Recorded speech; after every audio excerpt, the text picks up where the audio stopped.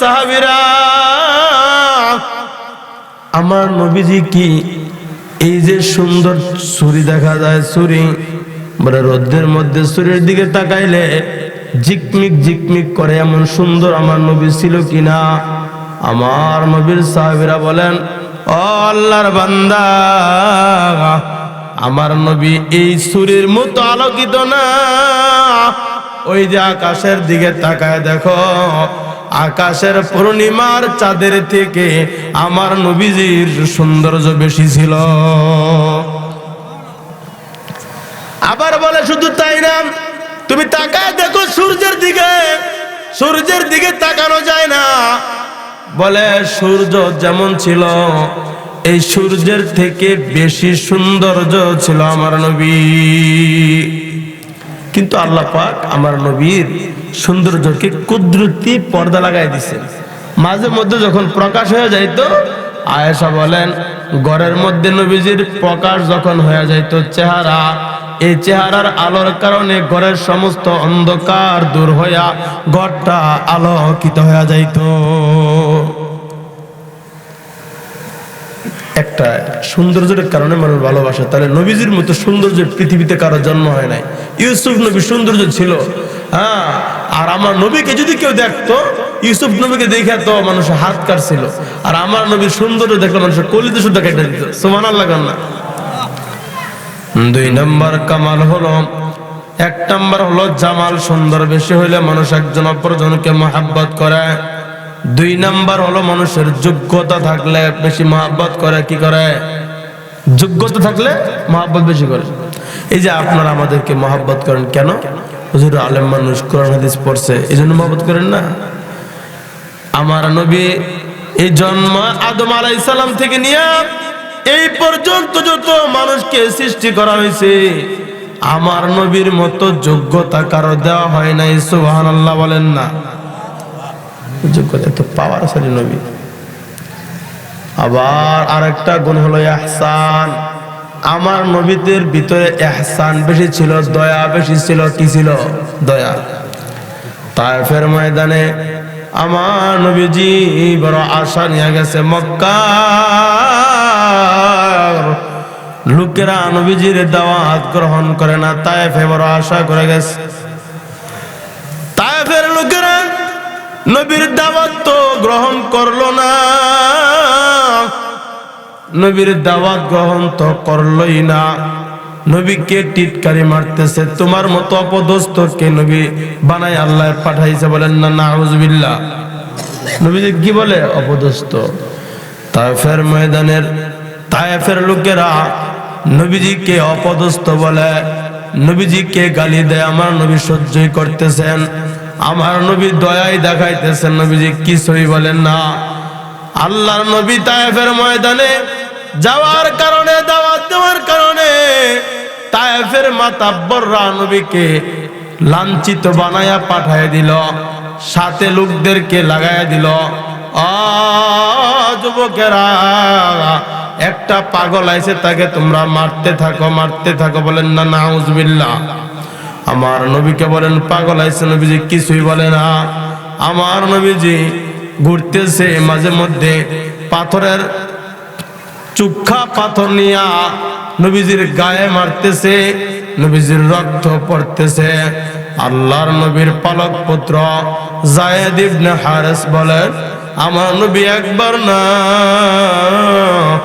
আমার নবী একবার না, 2 বার না, 3 বার বেহুশ হয়ে গেছে। কয়বার? 3 বার বেহুশ হয়ে গেছেন, রক্ত রঞ্জিত হয়ে গেছে। আমি বেহুশ হয়ে গেছি, হুশে আইসা দেখি আমার নবীর শরীরটা ক্ষত বিক্ষত হয়ে গেছে, রক্ত দ্বারা তার জুতা মোবারক পর্যন্ত ভিজে গেছে।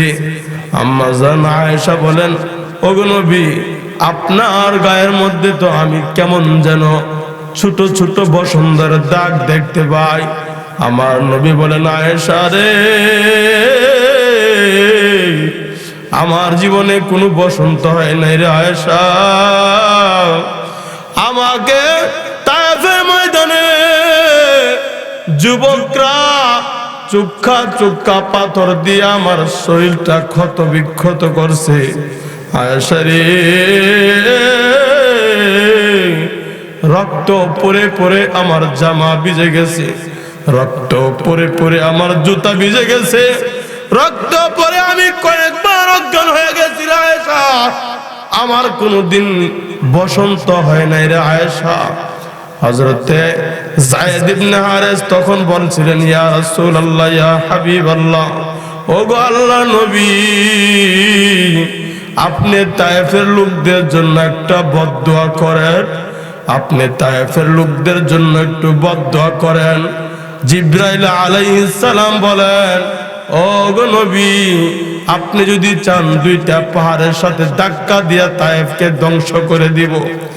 আমার নবী যদি একবার বলতেন, ও জিবরাইল, একবারে 10,000 যদি একবার মুখ দিয়া বাইর হয়ে যাইতো, পুরা ধ্বংস হয়ে যাইতো। আমার নবী বলে না, ওই গাছ তবির কথা বলে।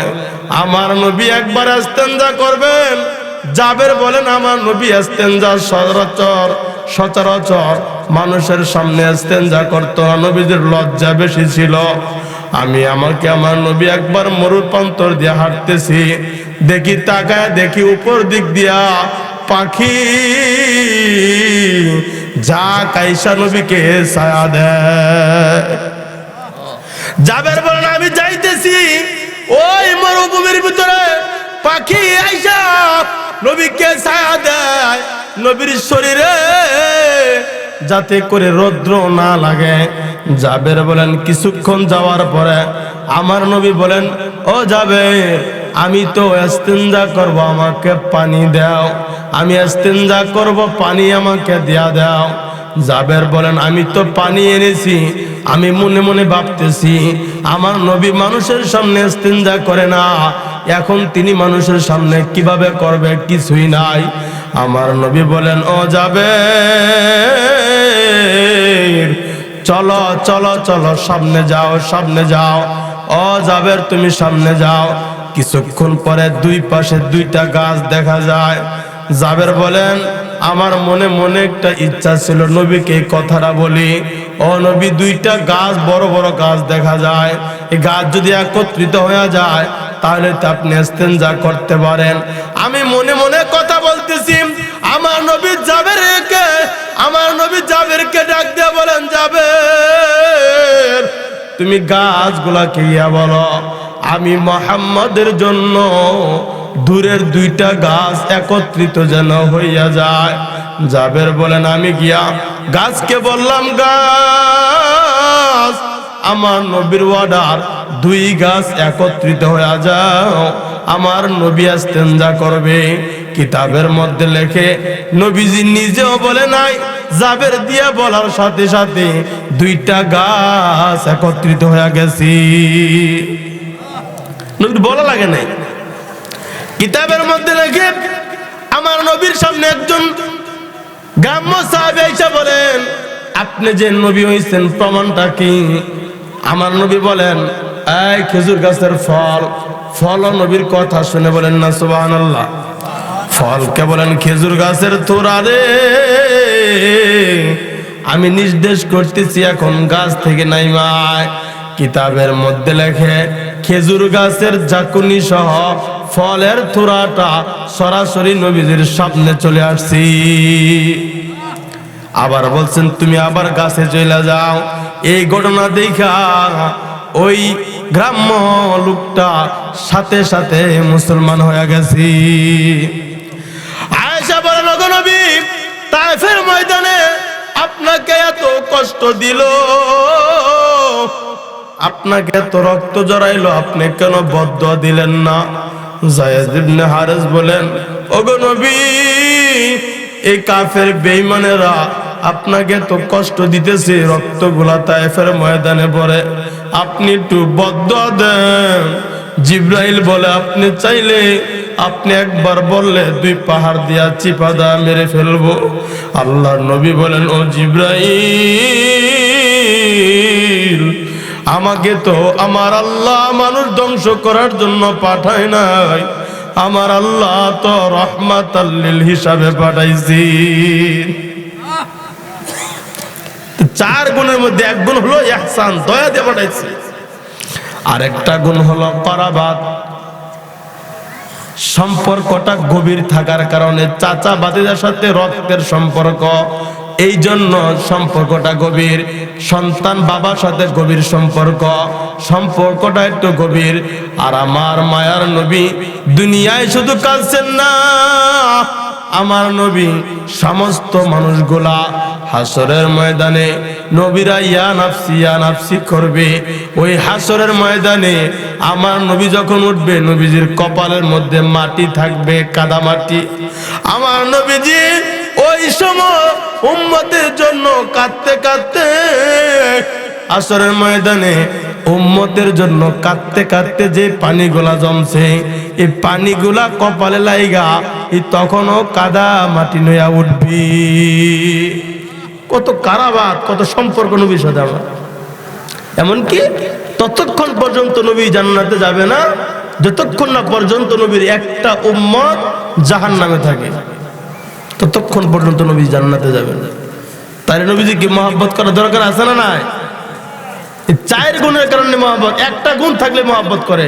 নবীজির কাছে চারটা গুণই ছিল, এই জন্য নবী বলেন লা ইউমিনু আহাদুকুম, তোমাদের কেউ ততক্ষণ পর্যন্ত মুমিন হইতে পারবা না, ইমানদার হইতে পারবা না, যতক্ষণ না পর্যন্ত তোমাদের জানের থেকে আমি নবীকে বেশি মহব্বত করবা।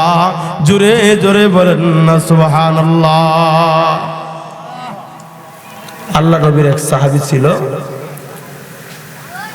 সাআদ ইবনে রাবি রাদিয়াল্লাহু তাআলা। তিনি যুদ্ধের ময়দানে গেছেন, নবীজি বলছেন যাও যুদ্ধে যাও, তিনি শহীদ হয়ে যাবে। এক সাহাবীর আল্লাহ নবী পাঠাইছেন, যায়েদ ইবনে সাবিতকে পাঠাইছেন উহুদের প্রান্তরে।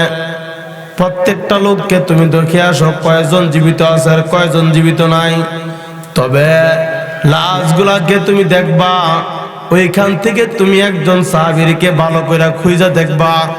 সেই সাহাবীর নাম হলো সাআদ ইবনে রাবি। সাআদ ইবনে রাবি,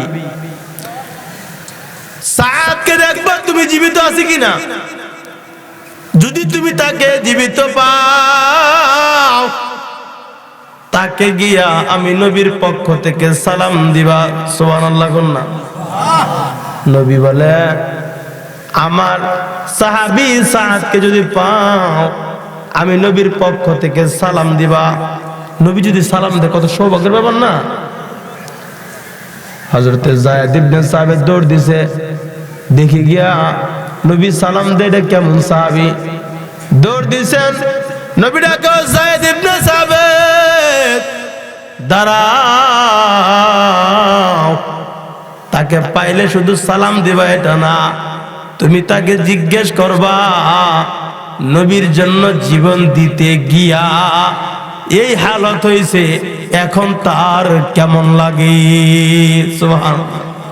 সেটা উহুদের প্রান্তরে নবীর জন্য যুদ্ধ করতে গেছে নবীর অর্ডারে, এখন যদি জীবিত থাকে জিজ্ঞেস করবা এখন সময়টা তার কেমন লাগে। সাহাবী বলেন আমি শহীদদেরকে খুঁজতেছি, জীবিতদেরকে খুঁজতেছি, কিন্তু আমার টার্গেট হলো সাআদ। নবীজি কেন সাআদের কথা এত করে বললেন? গিয়া দেখেন এক জায়গায় তোমার নাম কি বলে? সাআদ বলে আমার নাম সাআদ, তোমাকে আমার নবীর পক্ষ থেকে সালাম জানাইছে। সুবহানাল্লাহ বলেন না। হযরত যায়েদ গিয়ে দেখেন একটা দুইটা নয়, 70 থেকে 72টা তীর তার শরীরের মধ্যে লাগছে, একবারে মরে মরে অবস্থা। যখন শোনাইছে তোমার নবী তোমাকে সালাম দিছে, একটা লাভ দিয়া দাঁড়ায় গেছে।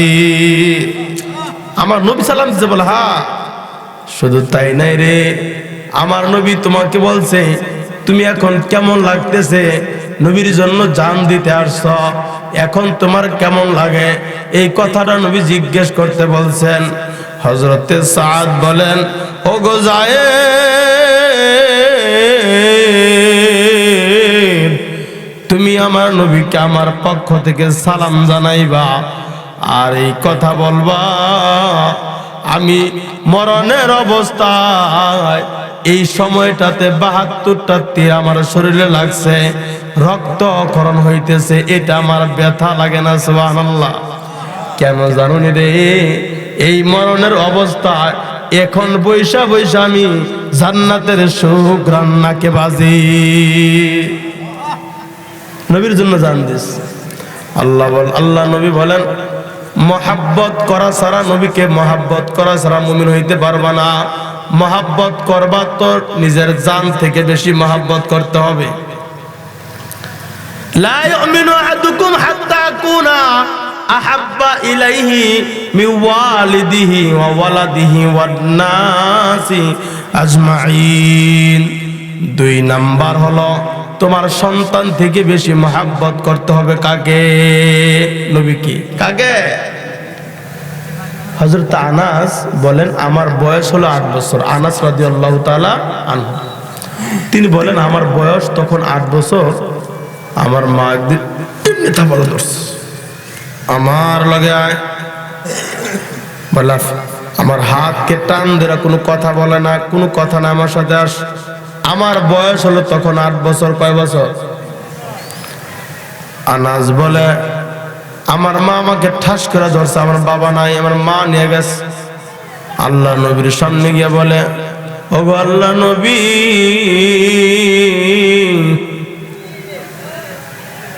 আমার এই মদিনার মধ্যে এমন কোন পুরুষ না, এমন কোন যুবক না, এমন কোন বৃদ্ধ না, এমন কোন নারী নাই যে আপনাকে কিছু না কিছু হাদিয়া দেয়। এমন কোন লোক নাই যে আপনাকে কিছু না কিছু হাদিয়া দিছে। এমন লোক ছাড়া একটা লোকও পাওয়া যাবে না যে আপনাকে হাদিয়া দেয় নাই। আমি অবাগিনী, আমি আপনাকে কিছুই হাদিয়া দিতে পারি নাই। ওগো আমার নবী,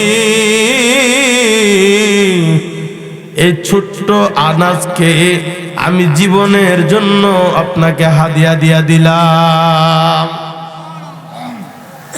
আমার সন্তান লাগবে না, আপনি আমার কাছে সবচেয়ে বড়। আমি আমার সন্তান আনাজকে আপনার জন্য দিয়া দিলাম। সুবহানাল্লাহ। হযরত আনাস বলেন, আমার মা আমার নবীকে এত মহব্বত করত, সন্তানকে নিজে নবীকে দিয়া দিয়েছে, যা মনে চাই তাই করেন। আনাস বলে, খদমতুন নবিয়্য সাল্লাল্লাহু আলাইহি ওয়াসাল্লাম 20 সিনা। আল্লাহর নবী 10 বছর খেদমত করলাম। আমার নবীজি 8 থেকে নিয়ে 18 বছর পর্যন্ত খেদমত করলাম। 10 বছর একদিনও আমার নবী আমাকে একটা দমক দেয় নাই। 10 বছর খেদমত করছি, কিন্তু আমার মা মহব্বত বেশি না। নবীজির মহব্বতে আমার সন্তান নবীজির দিয়ে দিয়েছে। সুবহানাল্লাহ বলেন না? আল্লাহ নবী বলেন, শোনো শোনো শোনো শোনো, মুমিন তোমরা হইতে পারবা না যতক্ষণ না পর্যন্ত তোমাদের জানের থেকে আমি নবীকে বেশি মহব্বত করবা। ততক্ষণ পর্যন্ত মুমিন হইতে পারবা না যতক্ষণ না পর্যন্ত তোমরা সন্তান থেকে বেশি মহব্বত করতে পারবা। সুবহানাল্লাহ বলেন না? ততক্ষণ পর্যন্ত তোমরা মুমিন হতে পারবা না। মিওয়ালিদিহি ওয়া ওয়ালাদিহি, তোমাদের পিতা মাতার থেকে যদি নবীকে বেশি মহব্বত না করো। সুবহানাল্লাহ বলেন না? আল্লাহর নবীর এক সাহাবীর নাম ছিল আব্দুল্লাহ। কি নাম ছিল? আমার এক নবীর সাহাবীর নাম ছিল আব্দুল্লাহ। তার বাপের নাম হলো আব্দুল্লাহ ইবনে উবাই ইবনে সুলুল। ছেলে হলো আব্দুল্লাহ মুসলমান, আর বাপ হইল মুনাফিকদের সর্দার। কথাটা বুঝছেন? ছেলে আব্দুল্লাহ মুসলমান, আর বাপ হইল মুনাফিকদের সর্দার। তার নাম আব্দুল্লাহ। নবীজি একবার দল নিয়া সাহাবীদেরকে নিয়ে রাস্তা দিয়া যাইতেছেন। সাথে একটা জায়গার মধ্যে মুনাফিক আব্দুল্লাহ দাঁড়ায় রয়েছে একটা দল নিয়া। নবীজি সাহাবীদেরকে নিয়ে যাইতেছেন। মরুভূমির কারণে, রোদের কারণে, বালুগুলা হাঁটার কারণে একটু বালু ছিঁড়ে না, বালু একটু ছিটা ওই মুনাফিক আব্দুল্লাহ শরীরে লাগছে। সে উঠা বলে, আরে কেমন একটা লোকের ধুলা বালু আমার শরীরে লাগলো। মোহাম্মদ নবী এসে টিটকারি করতেছে নবীজির। কেমন লোকটা, ধুলাবালি আমার শরীর লাগছে, শেষ, আমার সব শেষ, মুনাফিক বলে। নবীর দলের মধ্যে আব্দুল্লাহ, মুনাফিকের ছেলে আব্দুল্লাহ আছে নবীজির দলের ভিতরে। সমস্ত সাহাবীর মধ্যে নবীর সামনে গিয়া বলেন, ইয়া রাসূলুল্লাহ, ইয়া হাবিবাল্লাহ, আল্লাযী আকরামাকা, ও আল্লাহর কসম, আপনাকে কি আমার আল্লাহ সম্মানিত বানায় নাই? নবী কবর বানাইছে। আনজালা আলাইকাল কিতাব, আপনার উপর কি আমার আল্লাহ কিতাব নাজিল করেন নাই? করছে।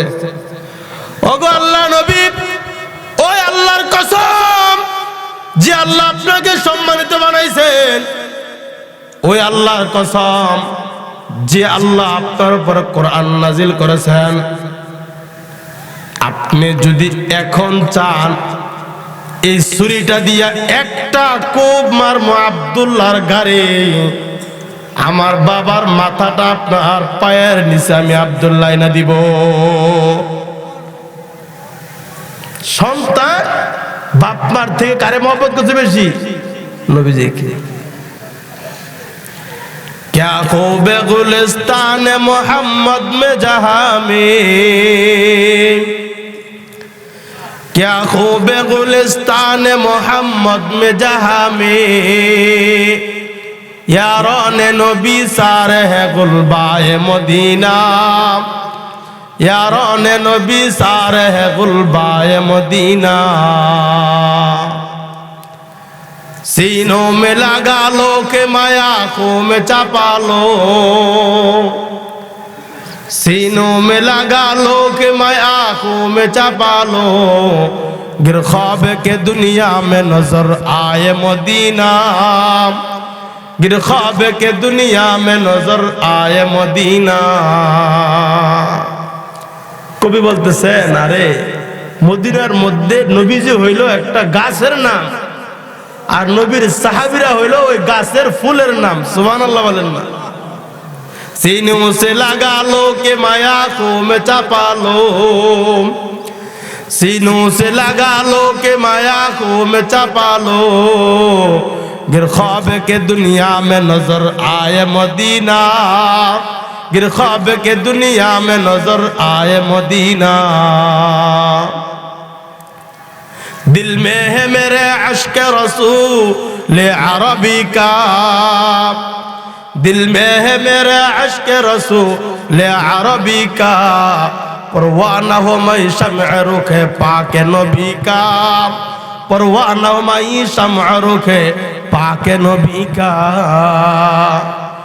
নবীজির মহব্বত ছিল, মদিনার মহব্বত ছিল, এই জন্য মা বাবার থেকে নবীজিকে মহব্বত বেশি করছে।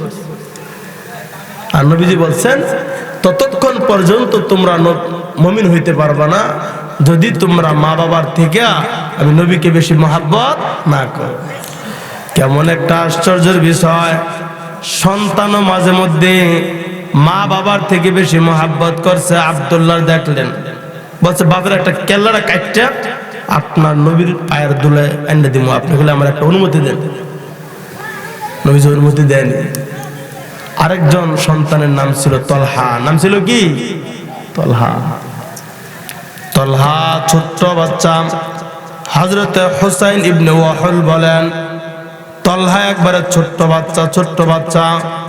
মাঝে মধ্যে বলে মক্কার একটা অভ্যাস ছিল, সাহাবীরা জানতো নবীজি মক্কা থেকে মদিনায় আসবে হিজরত করিয়া, এই জন্য মক্কার ছোট্ট ছোট্ট বাচ্চারা সহ সাহাবীরা সহ মদিনায় ঢোকার যে প্রথম গেট, প্রথম গেটের মধ্যে দাঁড়ায় থাকতো। প্রতিদিন সকালবেলা যাইতো, আবার সন্ধ্যাবেলা বাচ্চারা চলে আসতো। খেজুর গাছের গোড়ায় থেকে, খেজুর গাছের চাউনি থেকে, খেজুর গাছের আউলি থেকে মক্কা মদিনার মহিলারাও নবীজি আসবে, নবীজির নুরানির চেহারা দেখবে অপেক্ষায় থাকতো। সুবহানাল্লাহ বলেন না? নবীজি দেখবো, পলায় পলায় দেখতেন। ছোট ছোট বাচ্চারা প্রতিদিন যাইতো। হযরতে তালহা বলেন, ও বাবা, তোমার নবী মক্কা থেকে মদিনা আসবে। কই আসে না? কই আসবে বাবা, আসবে আসবে। হঠাৎ করে আমার নবীজি মক্কা থেকে মদিনার গেট দিয়ে ঢুকবে। ছোট্ট বাচ্চা তালহা তার বাপের হাত ধরে আসে, হাতটা একবারে জারা দিয়ে নবীজির কোলে উঠা গেছে। সুবহানাল্লাহ বলেন না? নবীজিকে জড়ায়া ধরে বলেন, ওগো নবীজি, আমি আমার বাবার আঙ্গুল ছাইরা দিছি, আপনাকে আমি ধরছি, আপনাকে আমার মা বাবার থেকে বেশি মহাব্বত করি। সুবহানাল্লাহ বলেন না? মা বাবার থেকে আপনাকে বেশি মহাব্বত করি। নবীজি বলেন, একটু পরীক্ষা করি, কেমনে মহাব্বত বেশি করো? বলে, এখন যে অর্ডারটা আমরা দিবেন, এই অর্ডারটা আমি সাথে সাথে বাস্তবায়ন করবো। নবীজি বলেন, তাইলে এক কাজ করো, একটা ছুরি নিয়া তোমার বাবার কলাটা কাটটাই না দাও। সুবহানাল্লাহ বলেন না? এক দৌড়, বাচ্চা ছোট্ট তালহা এক দৌড় মারছে তোর বাড়ি আনার জন্য। নবীজি ডাক দিয়া বলে, তালহা, পরীক্ষা করলাম, পরীক্ষায় ফাঁস হয়ে গেছে। সুবহানাল্লাহ বলেন? তালহা রে, তুমি যেমন আমি নবীকে বেশি মহাব্বত করো, আমি নবীও তোমাকে মহাব্বত করি। সুবহানাল্লাহ বলেন না? কেমন মহাব্বত তালহা ছোট বাচ্চাকে করত। একবার খবর শুনে নবীজি গেছে, তালহা অসুস্থ হয়ে গেছে। তার চেহারা দেখিয়া নবীজি বলছেন, তালহার মা বাবা, তালহা তো মনে হয় আর বেশি দিন বাঁচবে না। তালহা যদি ইন্তেকাল হয়ে যায় আমাকে সাথে সাথে খবর দিবা, আমি নবীজি আইসা তার জানাজা পড়ায়া মাটি দিব। সোহা, কেমন মহাব্বত নবীজি করে। ছোট্ট বাচ্চা মরলে আমি নিজে জানাজা দেব। নবীজি চলে যাইতেছেন, নবীজি চলে গেছেন, রাস্তা দিয়ে যাইতেছেন। তালহা ছোট্ট বাচ্চা, মা বাবা জিগায়, ও বাবা, নবীজি আস্তে আস্তে কি বইলা গেল আমি একটু জানতে চাই। বাবা বলে, তোমার বড় সৌভাগ্য, তোমার বড় মায়া, তোমার মহাব্বতে নবীজি কথা বলছেন। তুমি যদি ইন্তেকাল করো তাহলে নবীজি আইসা তোমাকে জানাজা দিবে, তোমাকে মাটি দিবে। তালহা ছোট্ট বাচ্চা বলেন, ওগো বাবা, সাবধান সাবধান, আমার নবীকে আপনি কিন্তু খবর দিবেন না। তালহার বাবা বলেন, কি একটা ব্যাপার, নবী নিজে বইলা গেছেন তোমার জানাজা পড়াইব। তালহা ছোট্ট বাচ্চা বলেন, ও আমার বাবা,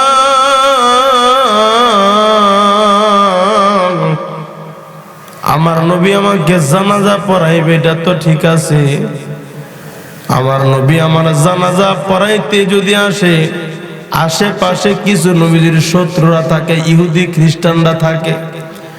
আমার নবী যদি কিছু আঘাত হয়ে যায়, আমার নবীর শরীরে যদি কিছু আঘাত তারা দেয়,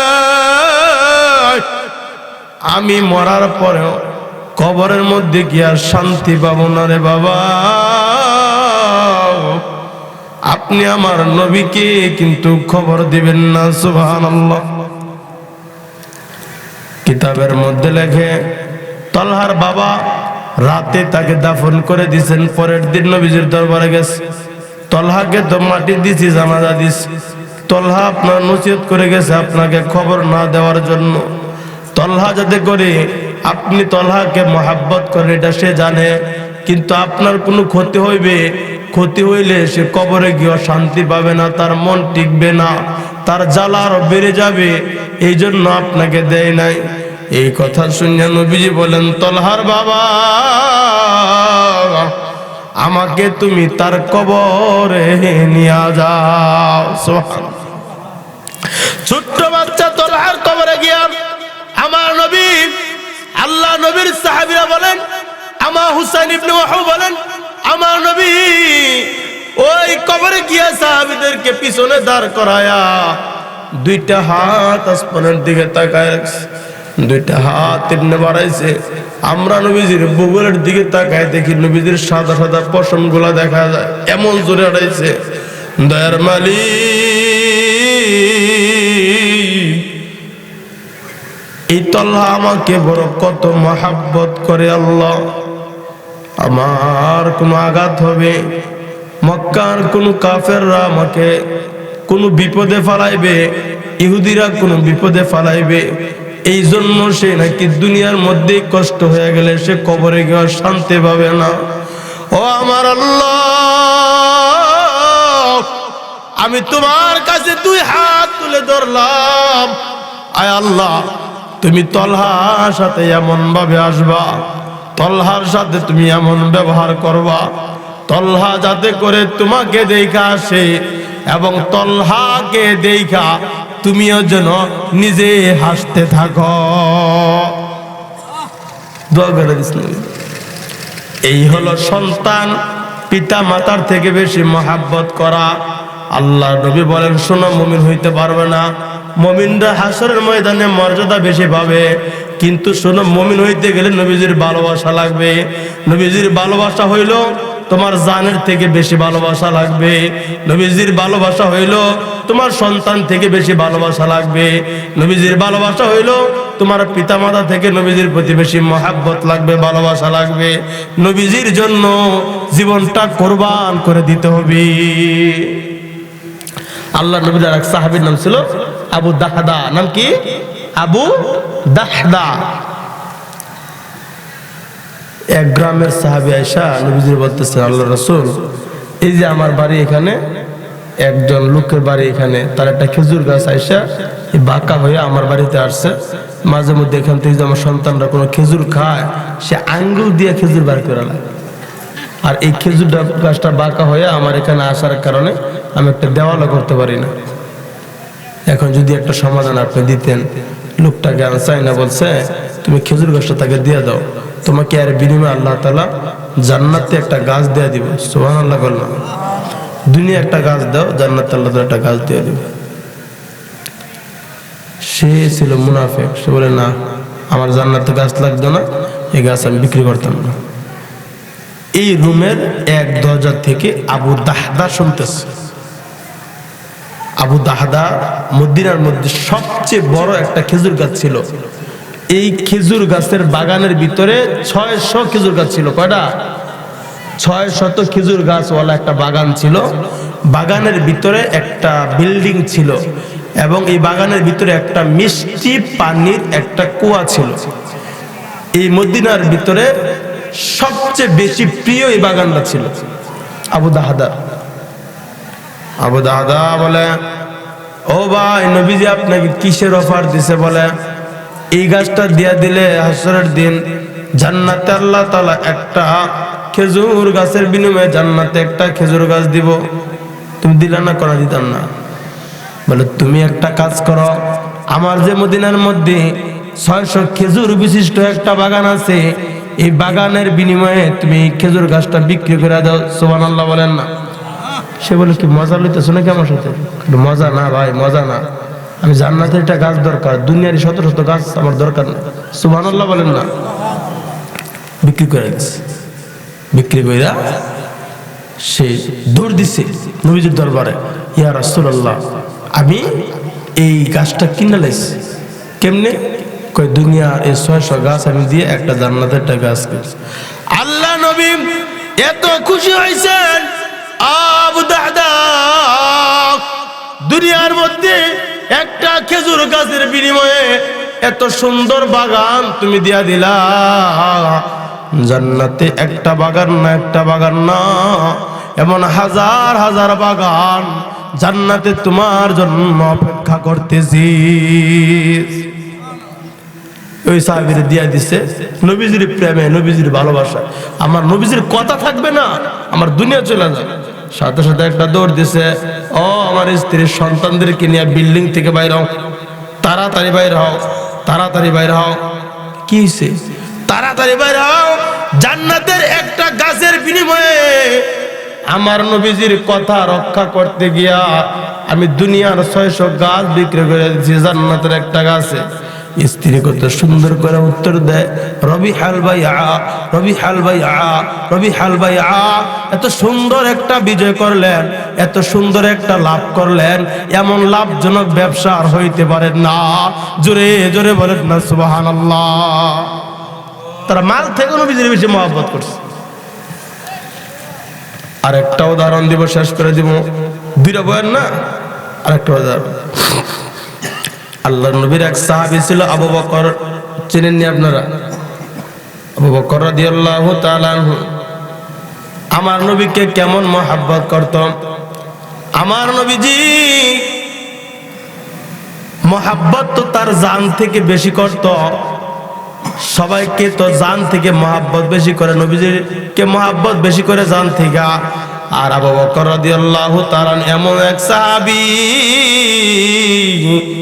তিনি আমার নবীকে না, আমার নবীকে তার বাবা মা থেকে বেশি মহব্বত করত। আমার নবীর নবীকে না, আমার নবীর চাচাকেও মা বাবা থেকে বেশি মহব্বত করত। আল্লাহ নবী সাহাবী আবু বকর একদিন তার বাবা বৃদ্ধ হয়ে গেছে, তো মদিনায় নিয়ে আসছে নবীদের কাছে মুসলমান বানাইব। তো নবীজি বলতেছেন, আবু বকর একটা কাজ করলা, তোমার বাবা হলো বৃদ্ধ লোক, এই লোকটাকে কেন কষ্ট দিয়ে তুমি আমার দরবারে আনলা? আমি নিজে যাইতাম, গিয়ে তার মুসলমান বানাইতাম। আবু বকর উত্তর দেয়, ও আল্লাহ নবী, বিশ্ব জাহানের নবী আপনি, খাতামুল আম্বিয়া আপনি, ইমামুল মুরসালিন আপনি, রাহমাতাল লিল আলামিন আপনি। আপনার মতো যোগ্যতাশীল কেউ নাই, আপনার মতো সম্মানওয়ালা কেউ নাই, আপনার মতো এত যোগ্যতা নিয়ে পৃথিবী কেউ জন্ম হয় নাই। আমার বাবা যদি হামাগুড়ি দিয়েও আসতে হয়, এরপর আমার বাবা হামাগুড়ি দিয়া আপনার দরবারে আসিয়া মুসলমান হবে। সুবহানাল্লাহ। বাবা শুনতেছ? এই কতটুকু বর্ণনা করছেন আসমা রাদিয়াল্লাহু তাআলা। এর বাকি এখন যেটা বলবো এটা বর্ণনা করছে আবু হুরায়রা রাদিয়াল্লাহু তাআলা। আবু হুরায়রা রাদিয়াল্লাহু তাআলা বলেন, আবু বকরের বাবা যখন নবীজির কাছে হাত দিতেছেন মুসলমান হওয়ার জন্য, আল্লাহ নবী তাকায় দেখে আবু বকর কাঁদতেছে। ফাবাকা আবু বকর, আবু বকর দেখি কান্দে।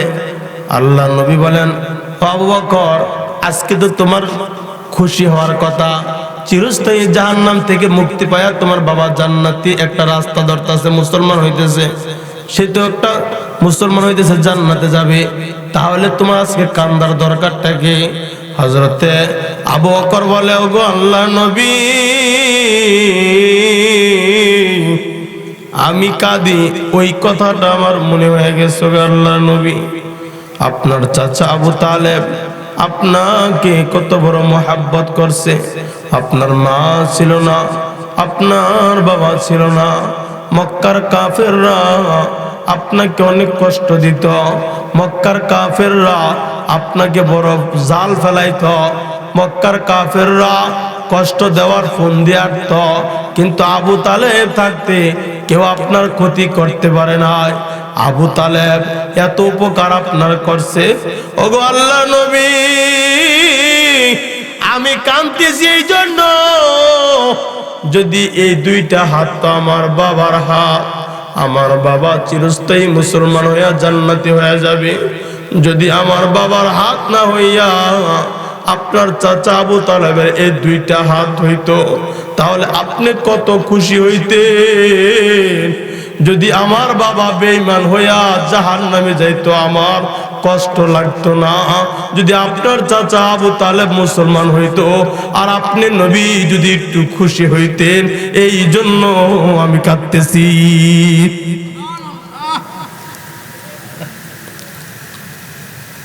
আবু বকর বলে, এই জন্য আমি কাঁদি।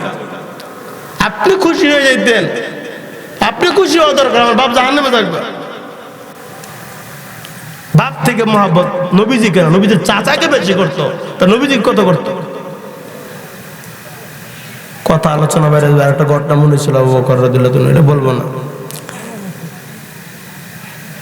লা ইউমিনু আহাদুকুম, তোমাদের মধ্যে কেউ মুমিন হতে পারবে না, হাত্তা হাব্বা ইলাইহি, হাত্তা হাব্বা আকুনা হাব্বা ইলাইহি, যতক্ষণ না পর্যন্ত তোমরা নিজেদের থেকে বেশি মহাব্বত নবীকে না করবা, তোমাদের সন্তান থেকে বেশি মহাব্বত না করবা, তোমার পিতা মাতা থেকে মহাব্বত না করবা, তোমাদের মাল থেকে বেশি মহাব্বত না করবা। তা আয়াতের দুইটা অংশ, প্রথম অংশ হলো ইরফাইল্লাহুল্লাযীনা আমানু মিনকুম, তোমাদেরকে মর্যাদায় উন্নতি করবেন আল্লাহ যদি তোমরা ঈমানদার হইতে পারো।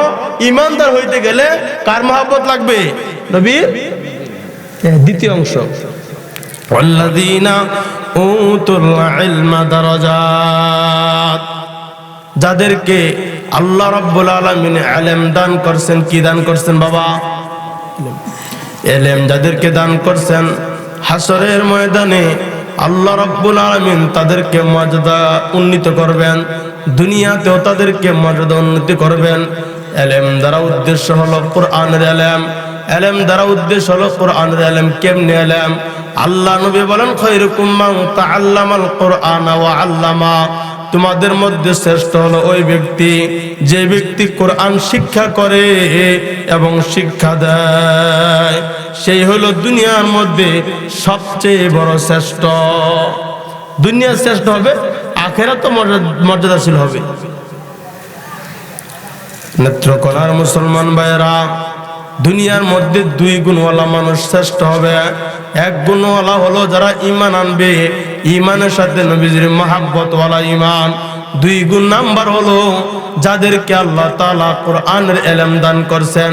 ওমাই উতাল হিকমাতা ফাকাদ উতিয়া খায়রান কাসীরা, আল্লাহ বলেন যাদেরকে কোরআনের ইলম দান করেছি, যাদেরকে হিকমত দান করেছি, তারাই হলো দুনিয়ার মধ্যে শ্রেষ্ঠ জিনিস পাওয়া গেছে। সুবহানাল্লাহ।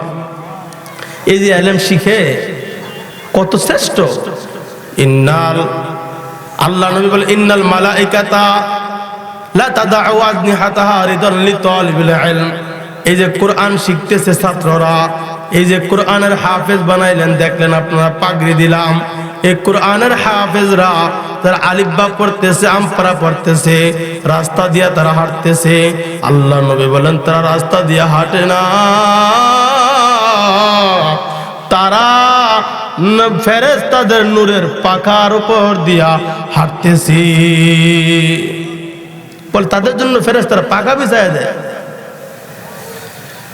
আল্লাহ নবী বলেন মান খারাজা লিতালিবিল ইলমি ফাহুয়া ফি সাবিলিল্লাহ, যারা ইলম শেখার জন্য মানে কোরআনের ইলম শেখার জন্য ঘর থেকে বাইর হয়, তারা আমি আল্লাহর রাস্তার মধ্যেই তারা আছে।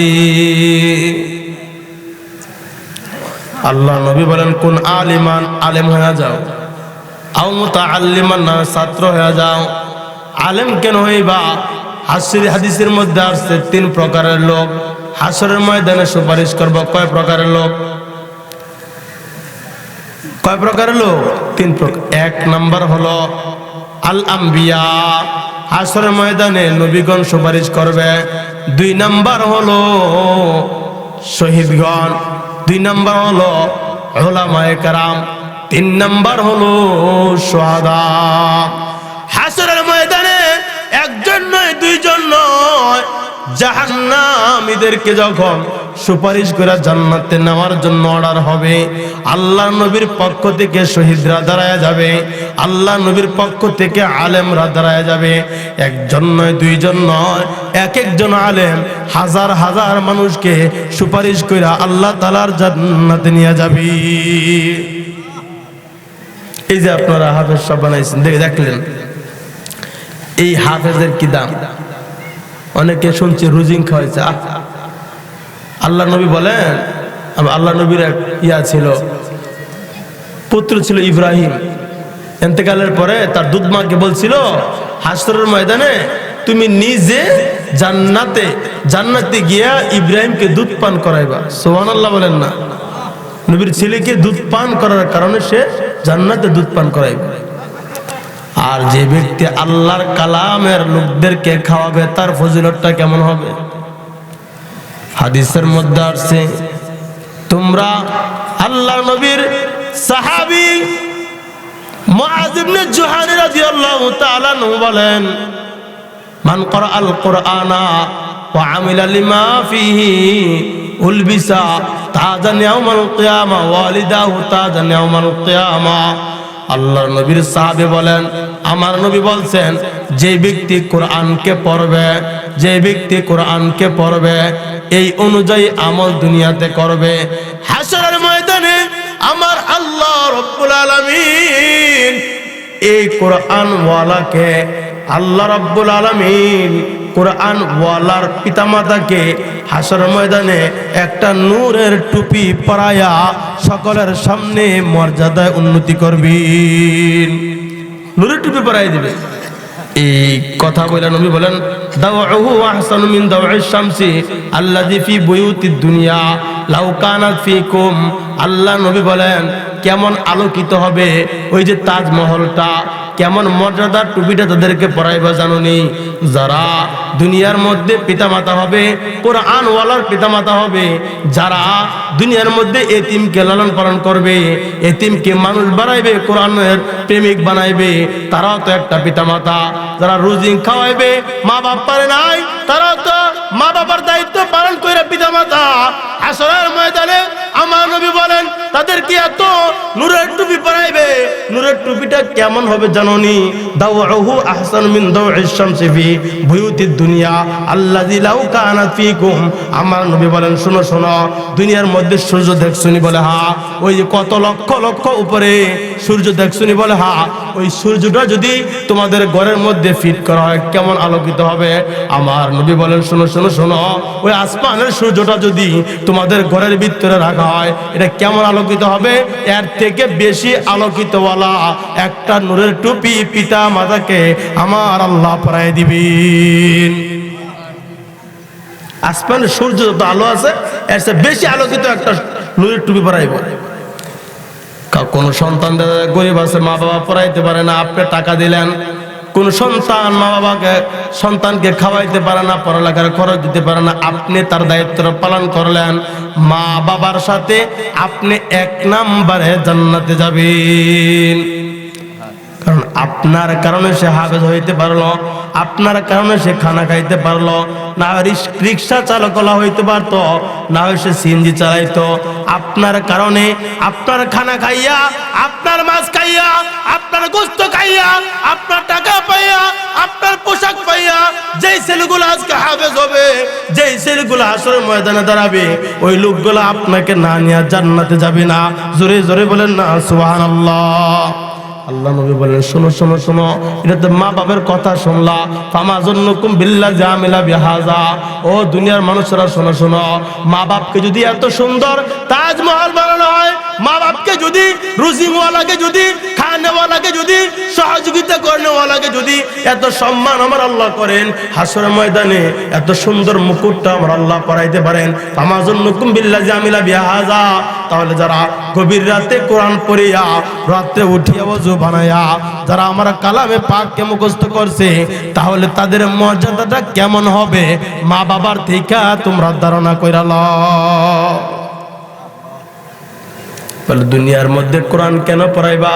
4 কারণে কোরআন পড়াইবা। 1 নাম্বার হলো, কোরআন হলো আল্লাহর পক্ষ থেকে একটা নূর। কি? আল কোরআনু নূরুম মিন ইলাহি। কোরআন হলো আল্লাহর পক্ষ থেকে একটা নূরের নাম। বলে কেন নূরের নাম? ফালাউলা নাফারা মিন কুল্লি ফিরকাতিন মিনহুম তায়ফাতুল লিয়াতাফাক্কাহু ফিদ-দীন ওয়া লিইনযিরু কওমাহুম ইযা রাজাউ ইলাইহিম লাআল্লাহুম ইয়াহযারুন। আল্লাহ বলেন, তোমার মধ্য থেকে একটা দল যাক, ইলম শিক্ষক, কোরআন শিক্ষক। আয়েশা আয়েশা এই ইলমের জ্ঞান নূর নামক পাওয়ারটা, এই চশমা নামক পাওয়ারটা দুনিয়াতে নিয়ে আসবে। বলে তারা গ্রামের মধ্যে নিয়ে আসবে, শহর থেকে গ্রামে নিয়ে আসবে। আর এটা এই ইলমের পাওয়ার দ্বারা, এই আলোর পাওয়ার দ্বারা আল্লাহ দুনিয়া কুল্লুহা যুলমাতুন, দুনিয়াটা গুনাহ দ্বারা অন্ধকার হয়ে গেছে। এই ইলম নামক পাওয়ার, ইলম নামক লাইট দ্বারা দুনিয়ার মানুষকে আলোকিত করবে, দুনিয়ার মানুষকে আখিরাতের দিকে ঝুঁকাইয়া দুনিয়ার মানুষকে জাহান্নাম থেকে মুক্ত করার পথ দেখাই দিবে। আর এই পুরো দুনিয়াটা অন্ধকার, আর কোরআন হলো একটা নূরের নাম। এই কারণে সন্তানদের কোরআন শিখাইবা। 2 নাম্বার হলো, কোরআন শিখলে সম্মান বাইরে যায়। কি বাইরে যায়? কোরআন যদি শিখে, কোরআন শেখার কারণে আজকে রাতে 12টা হয়ে গেছে, তারপর বসে রয়েছেন। হুজুর কথাটা একটু শুনি, হুজুর টান দেখি শুনি, হুজুর থেকে কোরআন শিখি। 3 নাম্বার হলো, দুনিয়ার শিক্ষকদের বৃদ্ধ হইলে সম্মান কমে যায়, প্রফেসরকেও সালাম দেয় না, বড় দুই একজন সালাম দেয়, সবাই সালাম দেয় না। কিন্তু কোরআনের আলেমরা, কোরআনের হাফেজরা যত বৃদ্ধ হয় তত সম্মান বাড়ায় দেয়। কি আহমদ শফি সাহেব চেয়ারে বয়ে ঘুরতো, চেয়ার টানার জন্য, চেয়ারটার মধ্যে একটু মুসা দেওয়ার জন্য কত মানুষ দৌড়াইছে। নুর হোসেন কাসিমি সাহেবের চেয়ারটাকে মোছার জন্য, একটু সালাম দেওয়ার জন্য, চেহারাটা দেখার জন্য কত মানুষ পিছন দিয়ে দৌড়াইছে। বলে কোরআনের আলেম যারা শিখবে, মৌতের সময় না, বৃদ্ধ হয়ে গেলে যদি বিছানায় পড়ে থাকে তখনও সম্মান বাড়ায় দেয়। কি 4 নাম্বার, এই কোরআন সন্তানকে শিখাইবা। এই কোরআন তোমাকে হাসরের ময়দানে তোমাকে যখন জাহান্নামে নিয়ে যাবে, বলে এই কোরআন তোমাকে সুপারিশ কইরা জান্নাতে নিয়ে যাবে। আল কোরআন শাফিউন ওয়া মুশাফফাউন ওয়া মাহিল্লুন মুসাদ্দাকুন। আল্লাহ নবী বলে হাসরের ময়দানে, কবরের মধ্যে, হাসরের ময়দানে, ফুলসিরাতে মানুষ যখন গুনাহের কারণে আটকে যাবে, মানুষ যখন বিপদে পড়ে যাবে, এই কোরআন বলে জাহান্নামে নিতে পারবেন না। এই কোরআন বলবে কবরের মধ্যে আযাব দিতে পারবা না। এই কোরআন বলে জাহান্নামের মধ্যে আযাব দিতে পারবা না। কারণ কি জানো নি? আল কোরআনু শাফিউন ওয়া মুশাফফাউন। আল্লাহ নবী বলেন এই কোরআন হাসরের ময়দানে তোমার পক্ষে সাক্ষ্য দিবে। কেমন সাক্ষ্য? যে সাক্ষ্যটা আল্লাহর পক্ষ থেকে গৃহীত হয়ে যাবে। জোরে জোরে বলেন না সুবহানাল্লাহ। এমন সাক্ষ্য, এমন সুপারিশ, যে সুপারিশ আল্লাহ গ্রহণ করবেন। মাহিল্লুন মুসাদ্দাকুন। আল্লাহ নবী বলেন শোনো শোনো, এই কোরআন কবরে গিয়ে তোমার এই ফেরেশতার সাথে তর্ক করে দিব। কোরআন বলে হাসরের ময়দানে তর্ক শুরু করে দিব। এই কোরআন আমাকে পড়ছে না, বলে হ্যাঁ পড়ছে পড়ছে পড়ছে। তাহলে আপনি তারা জাহান্নামে কেমনি দিবেন? পড়ছেনি, বলে কবর আযাব কেমনি দিবেন? সে কোরআন পড়ছেনি, বলে হ্যাঁ। হাসরের ময়দানে কষ্ট কেমনি দিবেন? কোরআন পড়ছেনি, বলে হ্যাঁ। তাহলে আপনি ফুলসিরাতের ফুলের মধ্যে তাকে এই জাহান্নামের মধ্যে কেমনে দিবেন? মাহিল্লুন মুসাদ্দাকুন। আল্লাহ নবী বলেন এই কোরআন তার পক্ষে আল্লাহর সাথে তর্ক করে দিবে। এই কোরআনের কথা শুনিয়া এই লোককে আল্লাহ পাক জান্নাতে দিয়ে দিবে। আল্লাহ নবী বলেন শোনো শোনো শোনো, মান জাআলাহু আমামাহু কাদা ইলাল জান্নাহ ওয়া মান জাআলাহু খালফা যাহরিহি কাদা ইলান নার। এই কোরআনকে যে সামনে রেখে রেখে চলবো, এই কোরআন তাকে দইরা দইরা জান্নাতে নিয়ে যাবে। আর যে কোরআন পিছনে রাখবো তাকে জাহান্নামে দেব। অনত্র কোরআন মুসলমান শুনুন, শেষ কথা বলে দেয়, এই কোরআনের হাফেজ আপনারা বানাইলেন, আজকে পাগড়ি দিলাম, বড় ফজিলতের বিষয়। কে যেন রুজিং খাওয়াইলেন রে বাবা, কার ঘরের খানা খাইয়া আজকে যেন সে পাগড়ি নিল, কার ঘরের আদর পাইয়া, কাহা কোন মুসলমানের সালাম পাইয়া সে যে আনন্দিত হয়েছিল। এই একটা হাফেজ, এই একটা হাফেজ। আল্লাহ নবী বলেন সাফাউ ফি আশরাতি মিন আহলি বাইতি কুল্লুহুম কদা যাবাত লাহুন নার। আল্লাহ নবী বলেন শোনো শোনো শোনো, এই যে একটা হাফেজ দেখছো নি? বলে হ্যাঁ, এই একটা হাফেজ হাসরের ময়দানে আল্লাহর পক্ষ থেকে এমন পাওয়ার পাবে, এমন পাওয়ার পাবে, এমন পাওয়ার পাবে। একটু আগে হুজুর বলছিলেন এই কোরআনের প্রত্যেকটা আয়াতের বিনিময়ে আল্লাহ জান্নাত দিবে। ইয়াকালু সাহিবুল কোরআন ইকরা ওয়ারতাকি ওয়ারাতিল কামা তুরাতিল ফিদ দুনিয়া। আল্লাহ নবী বলেন এই কোরআন ওয়ালা হাসরের ময়দানে এক একটা আয়াত পড়বে আর এক একটা মর্যাদা দরবারে দেব। এক একটা আয়াত পড়ব, এক একটা মর্যাদা বাইরে পড়ব। কোরআন শরীফের মধ্যে 6234 আয়াত আছে। 6234 আয়াত পড়বে, 6234টা মর্যাদা মানুষের থেকে তার বেড়ে যাবে। বলে এই কোরআনওয়ালা হাসরের ময়দানে, এটা তো একটা ফজিলত আছে, আরো ফজিলত আছে। কোরআন পড়ার প্রত্যেকটা হরফ হরফে 10টা নেকি, 10টা মর্যাদা, 10টা গুনাহ আল্লাহ মাফ করে দিব, 10টা সকিনা নাজিল করব, আর বহুত ফজিলত আছে। এরপরে স্পেশাল পাওয়ার আল্লাহ তাআলা তাকে দিবে হাসরের ময়দানে। এই কোরআনের হাফেজকে আল্লাহ দিবেন। আল্লাহ বলবেন এই ওয়াসাফাউ ফি আশরাতিন মিন আহলি বাইতিহি কুল্লুহুম কদা যাবাত লাহুন নার। ও হাফেজ সাহেব শুনো শুনো শুনো শুনো, এই তোমাকে একটা অর্ডার দিয়ে দিলাম, অর্ডার তোমাকে আমি আল্লাহ দিয়ে দিলাম। এমন লোককে তুমি সুপারিশ করো যে লোকগুলোকে আমি আল্লাহ জাহান্নামে দিয়ে দিছি। জাহান্নাম থেকে দইরা দইরা দইরা দইরা 10 জন লোককে জাহান্নাম থেকে টান্দা আইনা তুমি জান্নাতে পাঠায়া দাও, জান্নাতে পাঠাই দিবে। জাহান্নামে গেছে ওয়াজিব, জাহান্নাম যার জন্য ওয়াজিব লিস্টি হয়ে গেছে, ওই লোকটাকে ধরে তুমি জান্নাতে পাঠাই দাও। বাবার হে নিজে হাফেজ হইতে পারেন, অনেক মানুষ এখানে আছে, রাত্র বড় গভীর হয়ে গেছে, তাহাজ্জুদের নামাজের সময় হয়ে গেছে, অনেক লোক আছেন কোরআন দেখতেছেন, জীবনে কোরআন পড়েন নাই, কোরআন দেখতেছেন। কত আলেমের মুখে কোরআন তেলাওয়াত শুনতেছেন।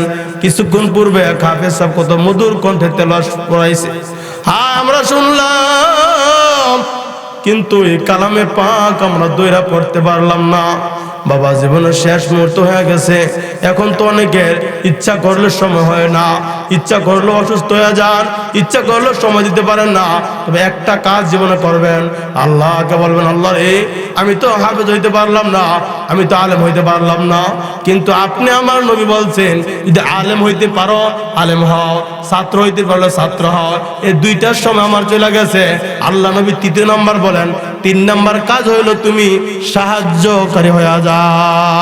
যদি তুমি আলেম না হইতে পারো, ছাত্র না হইতে পারো, কমপক্ষে একটা ছাত্র রুজিক রাখো, এই রুজিক রাইখা রাইখা খানা খাওয়াইবা। আর আল্লাহর কাছে বলো, মালিক রে কিছুই পারলাম না, আপনার কালাম মুখস্থ করছে, রাতের গভীরে ওযু বানায়া আপনার কালামকে মুখস্থ করার জন্য, আপনার কালামকে পড়ার জন্য দুনিয়ার মানুষগুলা ঘুমায় গেছে।